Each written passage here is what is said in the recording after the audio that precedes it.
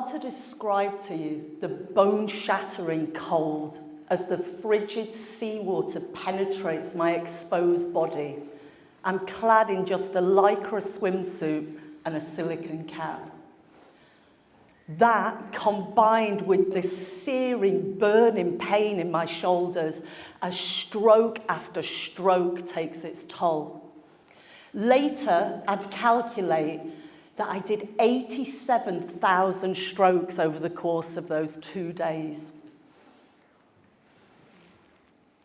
It's 55 nautical miles around the Isle of Wight, and for the landlubbers amongst you, that's more than 100 kilometres. To swim around it would take me more than 26.5 hours non-stop. Basically, it was too big for me to get around with the tide. It was inevitable that it would turn against me. My mental functioning deteriorates significantly as my core temperature drops, and I often start to hallucinate. What's that submarine doing there? I'll ask my bemused support crew. And later, why have you got carrots stuck up your nose? But they know it's just figments of my increasingly cold imagination. And when I stop to feed on rice pudding and Percy pigs, two of my favourites, my support crew asked me a series of questions. What's 2 + 3? What's your dog's name? What's your postcode? What's the name of this massive island you're swimming around? Questions that allow them to judge just how close to the edge I'm pushing myself. And the answers, they don't come quickly, but as long as they do, I keep on swimming, one arm in front of the other, over and over into the inky black sea.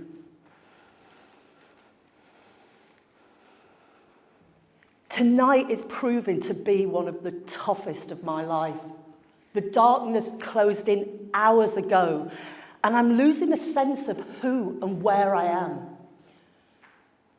In reality, I'm starting to lose my grip on consciousness, and I'm doing everything that I can to hide that from my support team because I desperately don't want them to pull me out after months and months of grueling training here in Gosport. I'm off the east coast of the island, off Ventnor, and the shore lights that had been a reference point for my progress now tell me that I'm being pushed in the wrong direction. So those shore lights that I battled to pass hours before are now passing me again, but now I'm going in the wrong direction. It's 2 a.m. I've already been swimming for 16 hours, and a cloud covers the moon, taking with it not only the light, but with it most of my spirit. The temperature plummets and the icy cold bites into my core. All I can hear is that soporific rhythm of the water splashing around my head, with every single stroke taking me deeper and deeper into a trance.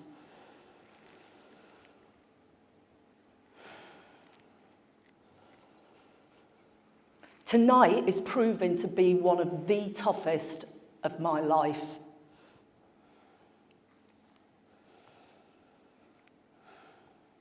The tide is pushing me backwards, and I'm doing everything that I can to stop my eyes from closing, but it's impossible for me to resist that pull towards that abyss, and it's pulling me closer and closer to oblivion.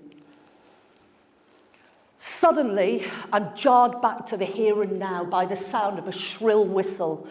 "Stop, Anna! You're swimming straight at the boat," my support crew shout. They're panicking because they know that even one single touch will invalidate my entire attempt, and we all know that there's far too much at stake to allow that to happen.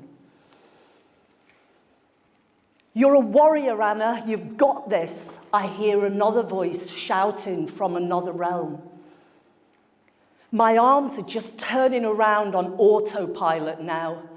Slip, slap, slip, slap, slip, slap, as I float off into that enticing abyss once more. My goal, my need to prove that I'm worth living for, has become more important than life itself. And I recognize that feeling from childhood. I remember wanting to escape what was going on around me by leaving my body behind, the numbness providing some relief and setting me free. My thoughts float off to memories of sailing with my dad on a summer's day on our little wooden sailing boat. My little hands gripping onto the shiny varnished tiller, with my dad standing next to me, helping us to navigate the complex tides and the shifting sandbanks on the River Humber, where just a few years later we were to scatter his ashes. So my dad, Ralph, took his own life in 1985 when I was 9 years old. He thought we'd be better off without him. A stroke in his early 40s had stripped him not only of his independence, but also his ability to see a future that wasn't consumed by self-loathing. My mum had taken us to her parents' house, hundreds of miles away, for some respite, when that call came through from a neighbour to say that my dad had taken action to end his own life at our family home, a farmhouse high on the moors above Sheffield. He was to stay alive until the following day. I'll never, ever forget that interminable journey home, with my mum somehow managing to concentrate on driving on the motorway and playing I Spy, whilst also coming to terms with the news that was to change the course of the rest of our lives. I was left overnight at a friend's house, and when my mum came back in the morning, she came directly from the hospital, where she'd been sick so much with her distress, she'd been placed on a drip. And when she told me that my dad was dead, my first response was to say, "Don't worry, Mum, I'll be able to get free school dinners now." And that response, along with my outward success, was so often cited as evidence that I wasn't affected by what had happened. But actually, what I was trying to do as a 9-year-old was trying to make things a little bit better for my mum, the person who's taught me everything I know about never giving up.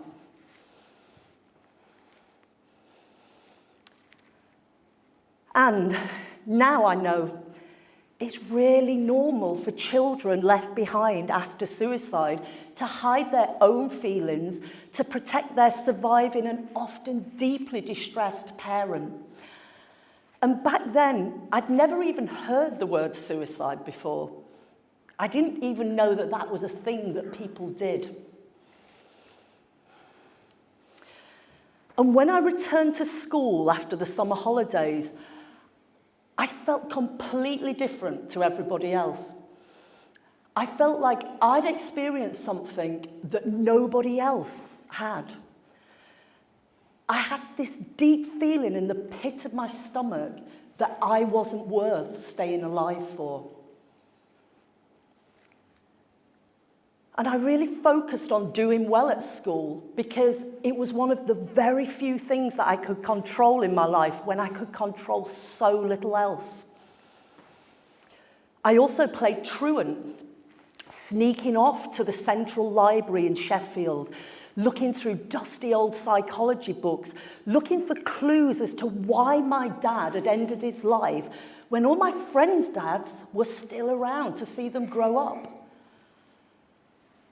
And I quickly learned that my dad's death wasn't to be spoken about, whether that was at school, at home, with my friends, or even in the library, where even the word suicide was spoken in hushed tones, as if it would harm people to merely hear it spoken. So my dad, Ralph, he really was one of life's true characters. Anyone who ever met him never, ever forgot him. But for years, for decades, I didn't speak about him or how he died. I took the lead from everybody around me, and it was as if not only had he gone, but every memory or mention of him was obliterated to that day. And I still remember now to this day this tangible knot in my stomach every time I dared to ask my mum anything about the man with whom she brought me into the world. And I've always felt most connected to my dad through our shared love of the sea. He'd spent a stint in the Merchant Navy long before I was born, and we used to spend our summer holidays sailing on our little boat Algepug, first of all on the River Humber, later in the Mediterranean. And then my dad bought a bigger boat called Island Girl, with his plans for us to venture further afield. But sadly, that global voyage was never to be, because when he died, Island Girl was already covered in weeds in our field in Sheffield, many, many miles from the sea. If there's one thing my childhood taught me, it was just how fragile and fleeting life can be. And that's one of the best things life has dealt me, because it shaped how I live my life. And I've grasped all the opportunities that have come my way. In my mid-20s, I took the chance to sail around the world in the Clipper race, fulfilling my dad's unrealized ambition. And looking back, I'm pretty certain he would have been immensely proud, but also mightily jealous. Suddenly, I'm feeling again that icy water on my face, and it takes me back to the job in hand. Finally, dawn has broken, and with it, the tide has started to turn, pushing me towards the finish. And for those final agonizing hours, my mantra is, keep going, because when you get there, you don't ever have to swim another stroke ever again in your life.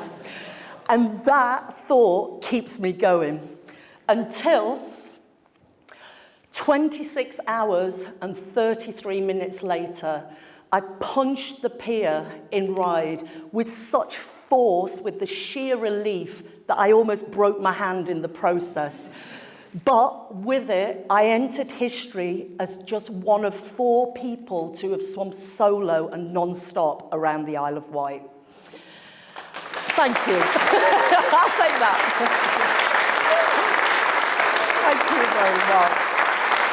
Thank you. So I accept you probably sat there thinking, this woman's a bit bonkers. And to be fair, that's not too far from the truth. But you might also be sat there thinking, I could never do what she's done.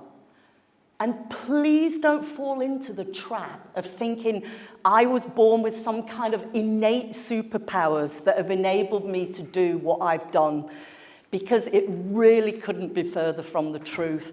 And in fact, when anybody says to me, I could never swim as far as you've swum, I always say, do you know what? I'd have said exactly the same thing myself until I was 30, because that's when I taught myself to swim front crawl at our local pool here in Gosport up the road. And I was thrashing and splashing around so much, I swear the lifeguards thought I was drowning. So I was also utterly hopeless at PE at school.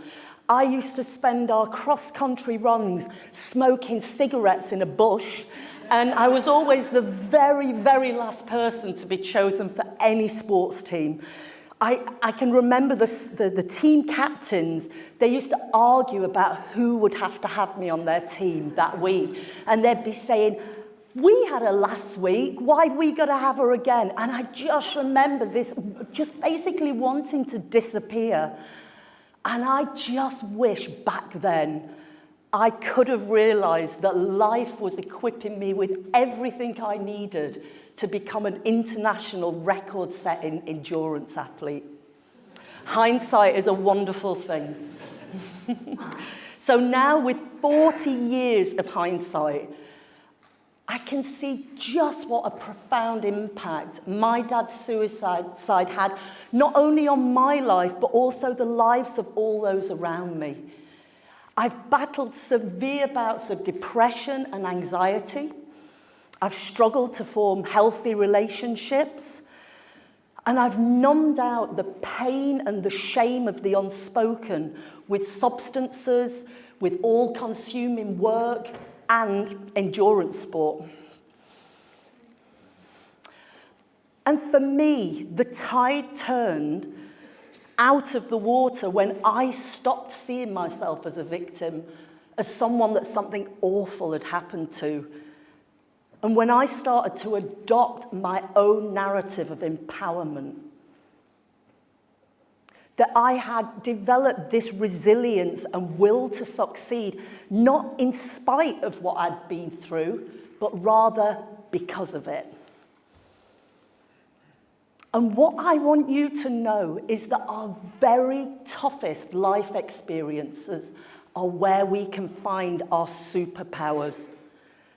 Rather than holding us back, they can show us our inner strength that not only helps us to survive, but also to shine. And when you realize that, the tide can turn for you too, and that is when you realize you can achieve far more than you ever thought possible. Thank you.